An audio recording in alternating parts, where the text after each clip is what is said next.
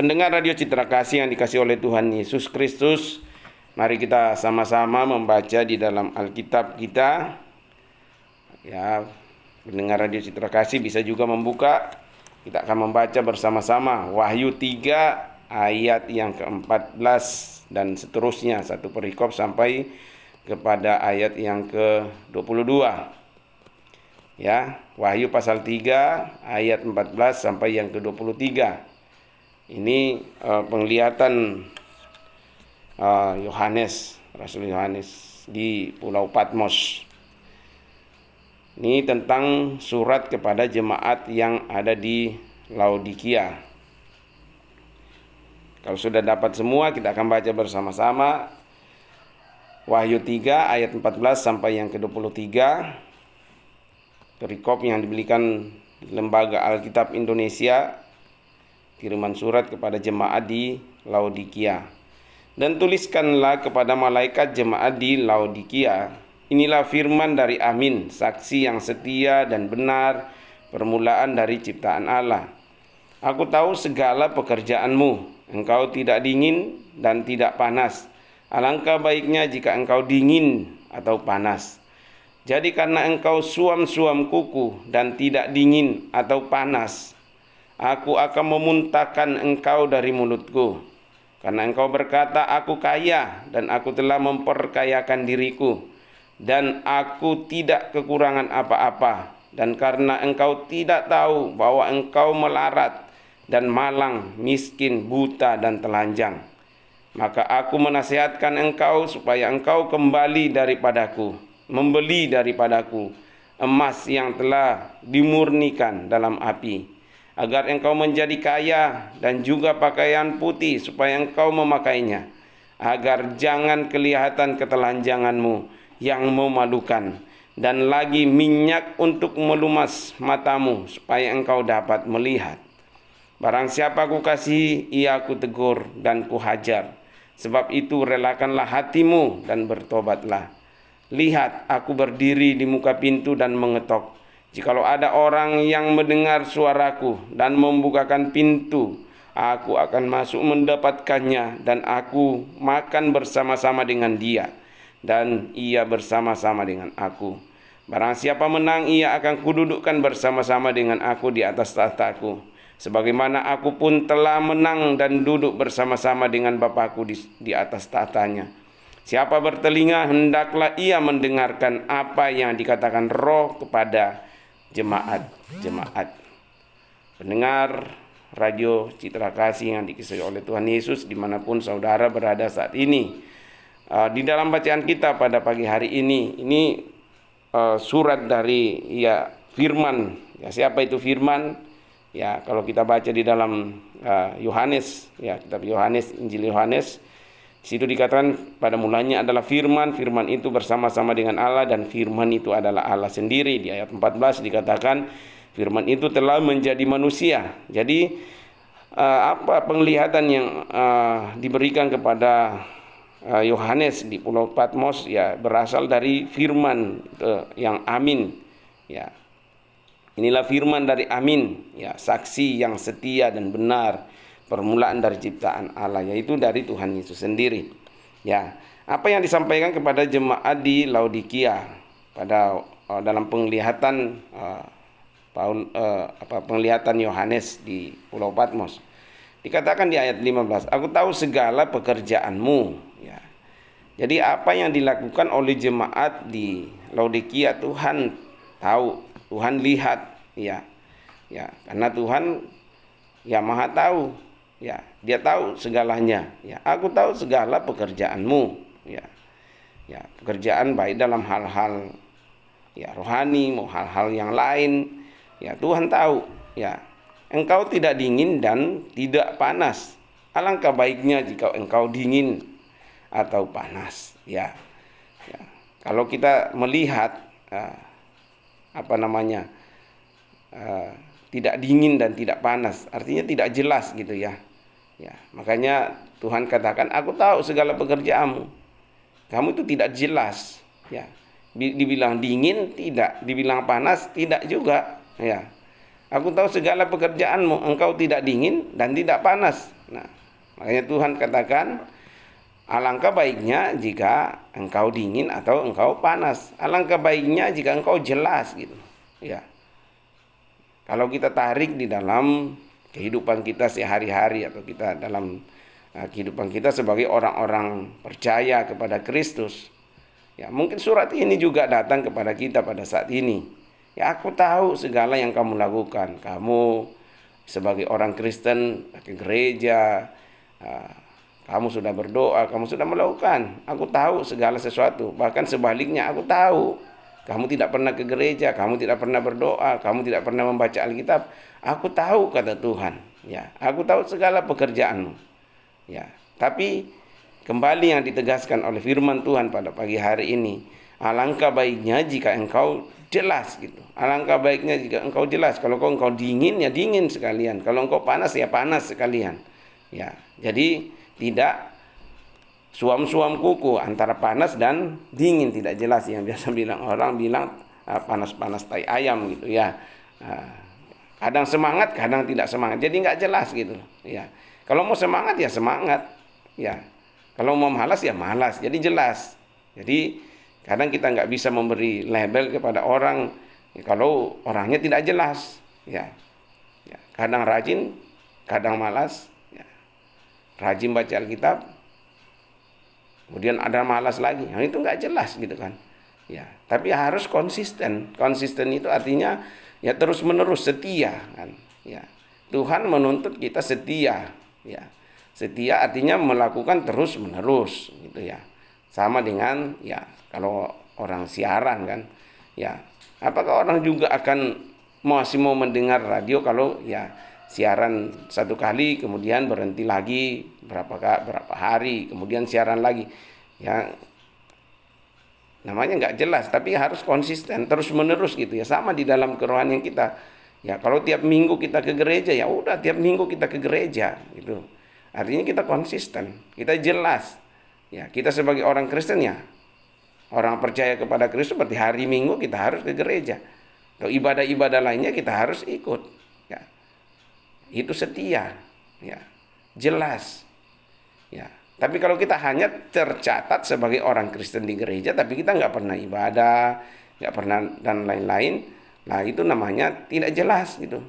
Ya hanya statusnya saja, tapi tidak pernah ikut kegiatan. Ya, jadi alangkah baiknya jika engkau jelas. Alangkah baiknya jika engkau dingin atau engkau panas. Ya. Kalau engkau jadi orang Kristen, ya jelaslah statusmu sebagai orang Kristen. Ya. Kalau engkau seorang pelajar, ya jelaslah statusmu seorang pelajar. Kalau misalnya dia seorang pelajar, tapi orang sekolah dia di pasar, ya jelas nggak jelas statusnya itu. Ya. Ya. Orang sekolah dia di jalanan. Nah, jadi nggak jelas. Ya kamu mau jadi anak sekolah atau mau anak jalanan? Ya, jadi nggak jelas gitu kan. Kalau kita jadi orang Kristen ya jelaslah status kita, jelas. Ya saya jadi orang Kristen berarti saya harus hari Minggu saya ke gereja. Ibadah-ibadah kategorial ya saya harus ikut. Ya, baca firman Tuhan ya berarti saya harus baca firman Tuhan. Menyanyi ya saya menyanyi.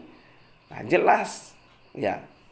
Tapi kalau kita hanya tercatat sebagai orang Kristen, tapi kita nggak pernah ikut kegiatan, nah tentu tidak jelas gitu kan. Ya, tidak pernah ke gereja.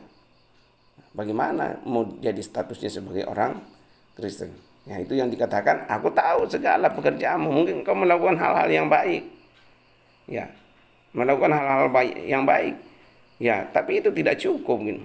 Ya. Alangkah baiknya jika engkau dingin atau engkau panas. Jadi karena engkau suam-suam kuku, karena engkau tidak jelas ya antara dingin atau panas, ya aku akan memuntahkan engkau dari mulutku. Memuntahkan itu artinya tidak berguna kan. Ya. Di mata Tuhan itu tidak berguna. Tuhan katakan tegas kepada jemaat Laodikia. Karena engkau tidak panas, engkau tidak dingin, maka aku akan memuntahkan engkau dari mulutku. Artinya ya tidak diterima Tuhan kan. Sama kalau kita memakan sesuatu, makanan. lalu kita muntahkan, berarti tubuh kita nggak menerima. Ya, entah karena ada sesuatu di dalamnya atau dan lain sebagainya, sehingga kita harus memuntahkan kembali. Dan kalau sudah dimuntahkan artinya tidak berguna lagi, sesuatu yang tidak berguna, sesuatu yang tidak bermanfaat. Ya. Sama kalau kita tarik dalam kerohanian kita, ya, harusnya kita di mata Tuhan, ya, mendapat tempat. Tapi karena kondisi kita yang tidak jelas tadi, sehingga di mata Tuhan kita nggak ada tempat. Ya, kita dimuntahkan, kita tidak berguna, ya, karena tidak jelas tadi. Ya, oleh karena itu, pada pagi hari ini firman Tuhan mengajak kita kembali. Ya, mari kita memperjelas status kita.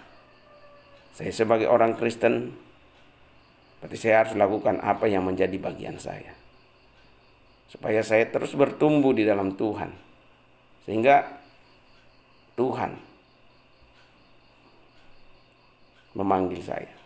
Dan saat ini Tuhan juga ada di dalam hati kita, di depan pintu. Dikatakan tadi di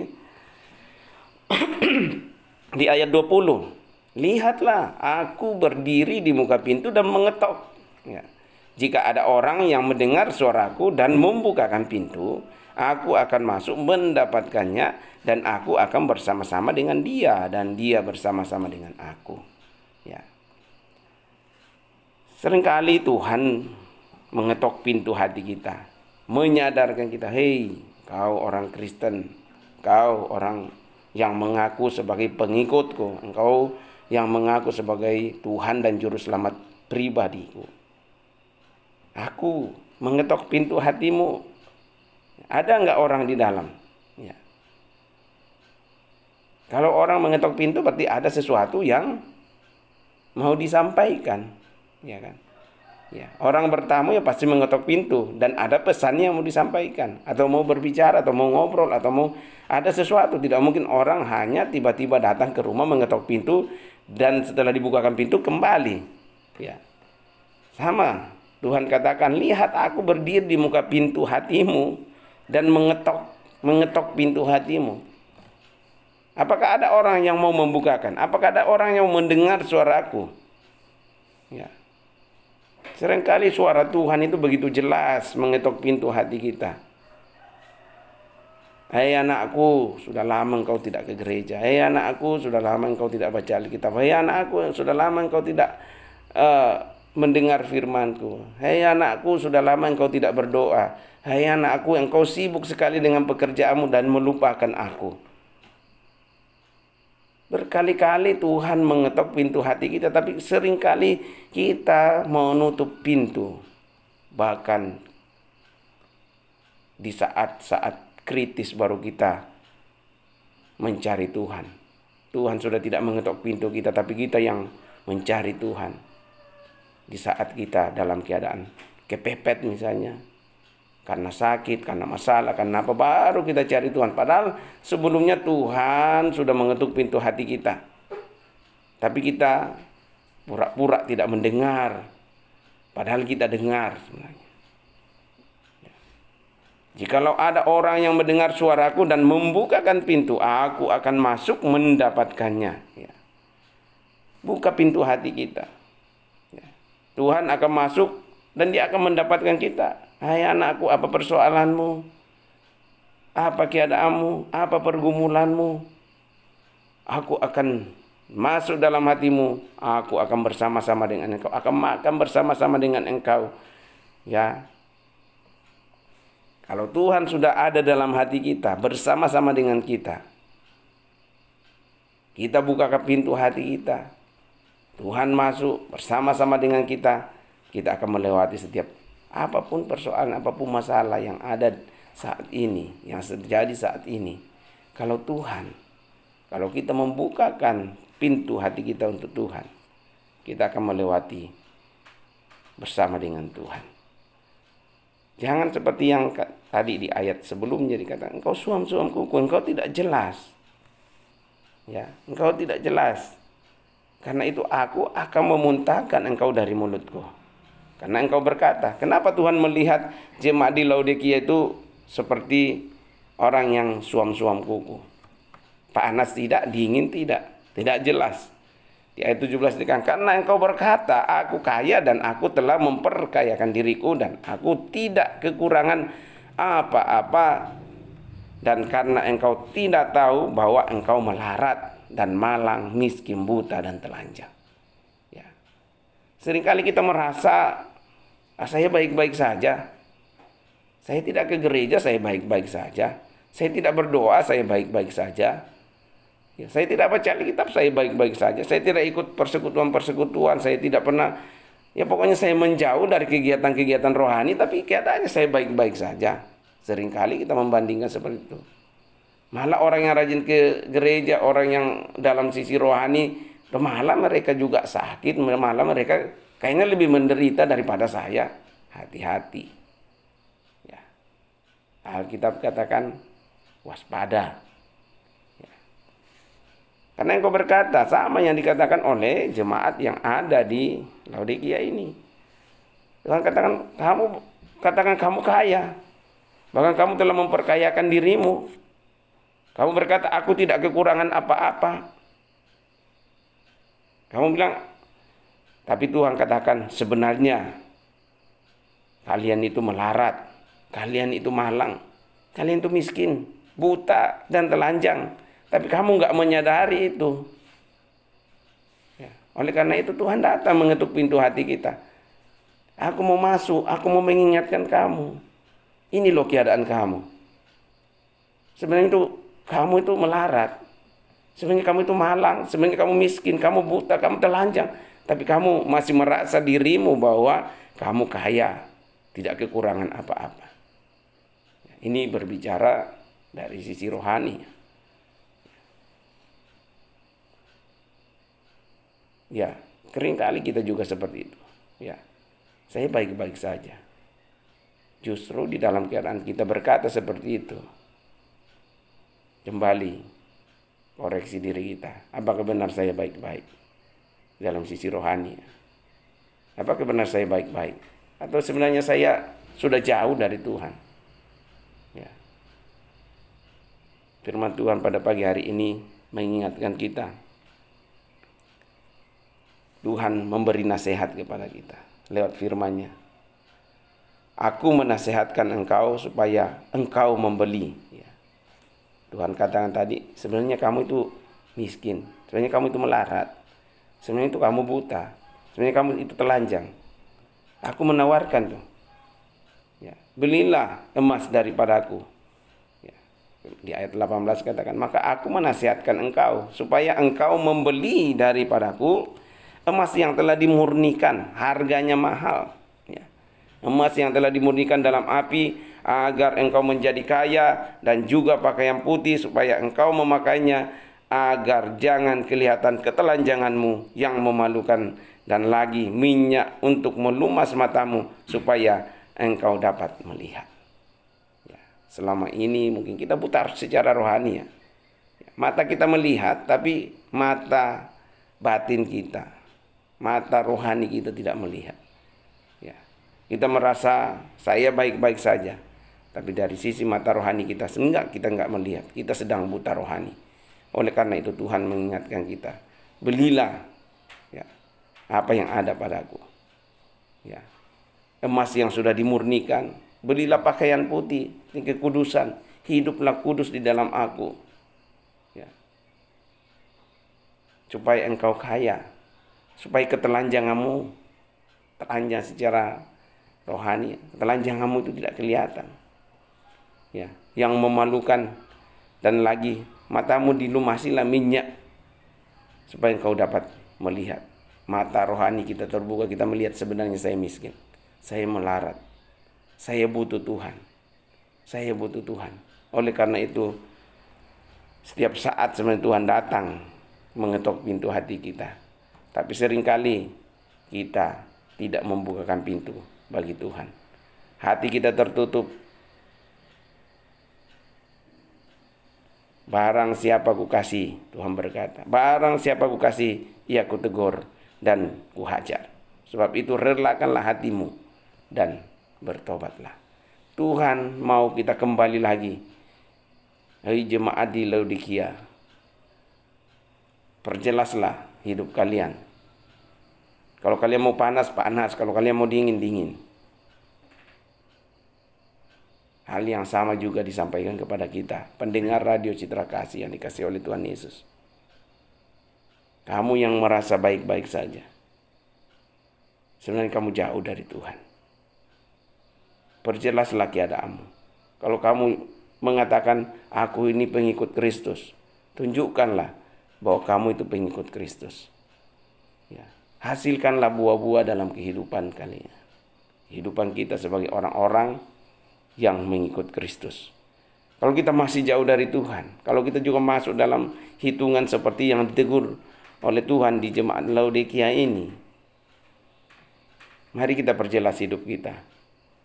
Ya, dikatakan bertobat, kembali ke hidup. Ya, di jemaat sebelumnya ditegur, di jemaat Laodikia, Pergamus, kemudian jemaat Efesus. Di jemaat Efesus itu dikatakan di situ, kamu kehilangan kasih mula-mula. Ya, kehilangan kasih mula-mula. Mungkin awalnya kita semangat di dalam kerohanian kita, tapi karena banyak persoalan kita kecewa. Ya, rasanya ikut Tuhan itu malah tambah susah. Jangan kembali ke kasih mula-mula. Relakan hatimu dan bertobatlah. Tuhan mengasihi kita. Dalam setiap persoalan pasti ada rencana Tuhan, ada maksud Tuhan. Ya, Tuhan tahu. Tuhan tahu hidup kita. Tuhan tahu setiap pendengar radio Citra Kasih. Oleh karena itu, ketika Tuhan mengetuk pintu hati kita, bukakan, undang Tuhan masuk dalam hati kita. Biarlah Tuhan tinggal bersama-sama dengan kita. Katakan, barang siapa menang, ia akan kududukkan bersama-sama dengan aku di atas tahtaku, sebagaimana aku pun telah menang dan duduk bersama dengan Bapakku di atas tahtanya. Ya, setiap orang yang jelas keadaannya pasti akan menjadi pemenang. Ya, setiap orang percaya yang jelas keadaannya pasti akan menjadi pemenang. Hidup itu singkat. Hidup itu singkat. Ya, kita tidak tahu kapan Tuhan panggil kita, tapi marilah kita gunakan waktu yang singkat itu. Ketika Tuhan mengetuk pintu hati kita, bukakan, biarkan Tuhan masuk dan bekerja di dalam hati kita. Mari kita ambil komitmen, hidupku harus jelas. Hidupku harus sesuai dengan status saya sebagai orang Kristen, sebagai orang percaya. Hidupku harus menghasilkan buah-buah yang bisa dinikmati oleh banyak orang. Pendengar radio Citra Kasih yang dikasih oleh Tuhan Yesus, hidup kita singkat, tapi alangkah indahnya ketika hidup yang singkat ini kita isi dengan berbagai hal yang menyenangkan hati Tuhan. Biar hidup kita hidup yang jelas di hadapan Tuhan, sehingga teguran yang disampaikan kepada jemaat Laodikia tidak lagi menjadi teguran bagi kita jemaat yang ada pada saat ini. Tapi Tuhan berkata, hai anakku, perbuatanmu sangat menyenangkan hatiku. Masuklah, ikutlah dalam perjamuan yang abadi dengan aku. Itulah kata-kata yang ingin kita dengar ketika kita memanfaatkan hidup yang singkat ini untuk menyenangkan hati Tuhan. Status yang jelas, tidak suam-suam kuku lagi, tapi kita adalah orang-orang yang jelas di hadapan